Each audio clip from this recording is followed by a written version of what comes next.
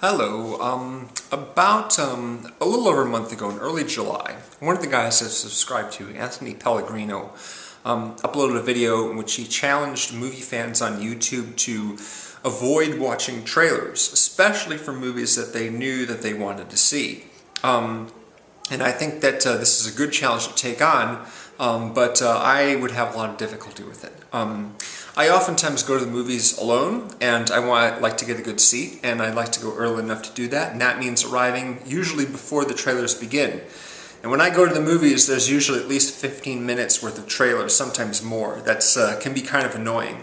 So I end up watching pretty much all the trailers, and some of them multiple times. Not to mention, of course, that I am updating myself on various movie websites, such as the AV Club and JoBlo.com. They basically have updates on new trailers that come out. You know, the new international trailer for The Hunger Games, the new unrated trailer for Kick-Ass 2, things like that. And some of these I will favorite or save to a playlist and not watch until after they come out. But a lot of the times I will watch them, especially if it's a film that I hadn't heard of or read about, and I want to know a little bit about it.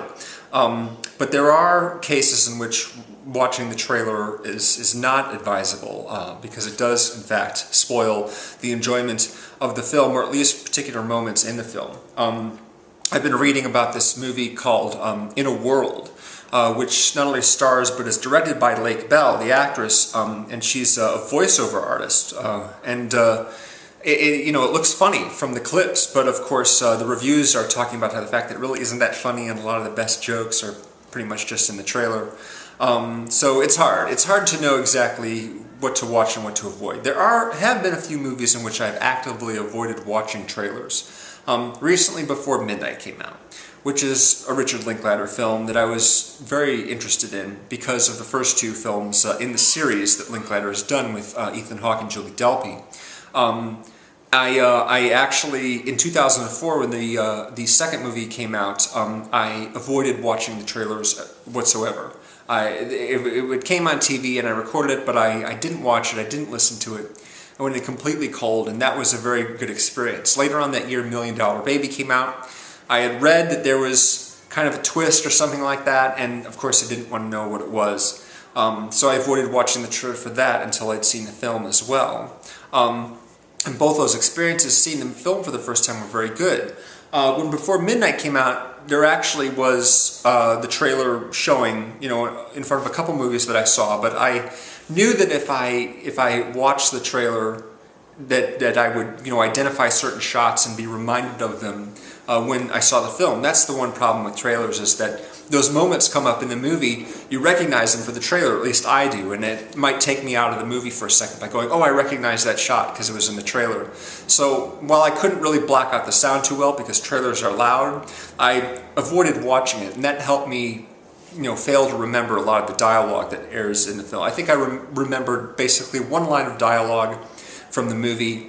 When I saw the actual film, I was like, oh, I remember that was in the trailer, but I really didn't recognize any of the shots because I didn't look at them. So that was somewhat helpful. But avoiding watching trailers whatsoever is tough, not only because it's hard, you can't avoid them unless you leave the theater, as Anthony suggested. That's something that he did. He would leave the theater and wait like 10 minutes because he knew the trailers would at least last for 10 minutes long, and then go back and see the film. I don't really feel comfortable doing that because I want to keep my seat. I don't feel comfortable leaving my stuff there to reserve it or anything like that. I just, I like having an optimal movie-going experience, situating myself in the best place to watch, that kind of thing, and so watching all those trailers sort of comes with the territory, unfortunately. But the other problem is that I really like trailers a lot of the times. I don't like them all. Some of them are annoying. In fact, there was a trailer that recently came out for the new Keanu Reeves movie called 47 Ronin. Somebody should get fired over that trailer. That is a terrible, terrible trailer. It's way too long, and some of the, it's not fast-paced enough. There's just a lot of stupid decisions made in the making of that trailer. But for the most part, trailers are ended really snappy, and they're entertaining, and yeah, some of the best bits are in there, and some of the funniest bits are in there.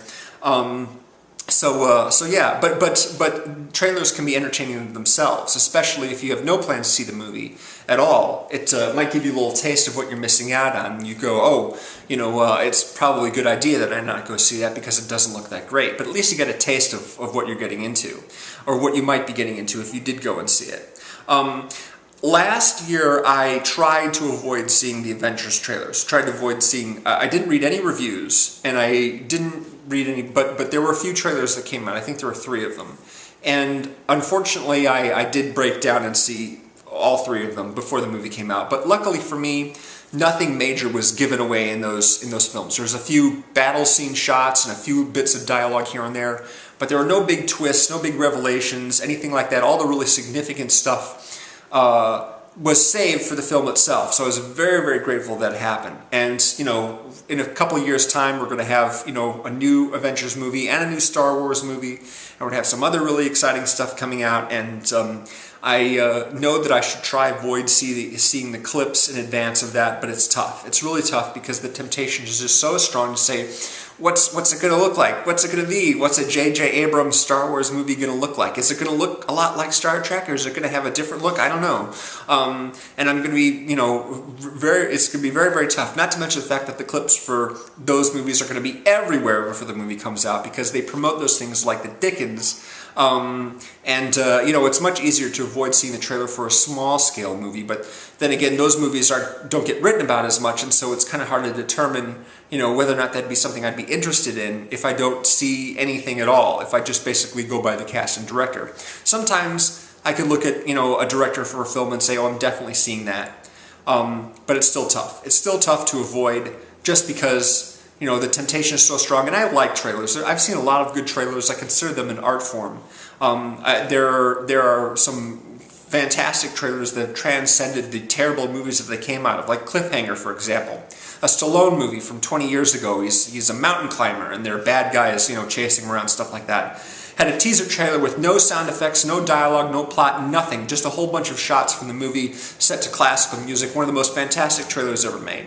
But even trailers that have elements of the story in them can still be well done and exciting and not give away too much, I guess. Now, I'm sure that some people thought that the Spider-Man 2 trailer gave away the fact that Harry Osborn discovers, Spider-Man's identity as Peter Parker, because the trailer ends with him basically grabbing Spider-Man's mask while he's unconscious and pulling it off, even though you don't actually see the face at that point. I'm just like, well, he obviously is going to find out who Spider-Man is, but still, it's a really good trailer, the way they set up all the little conflicts. And I've seen other good trailers recently. The final Dark Knight Rises trailer I thought was outstanding. The one that ends with, this isn't a car. You see the jet, or the helicopter thingy. And the trailer for the Star Trek movie that came out in 2009 had this great piece of music. So yeah, some of them are fantastic, and some of them are really exciting, and some of them I could watch over and over and over again.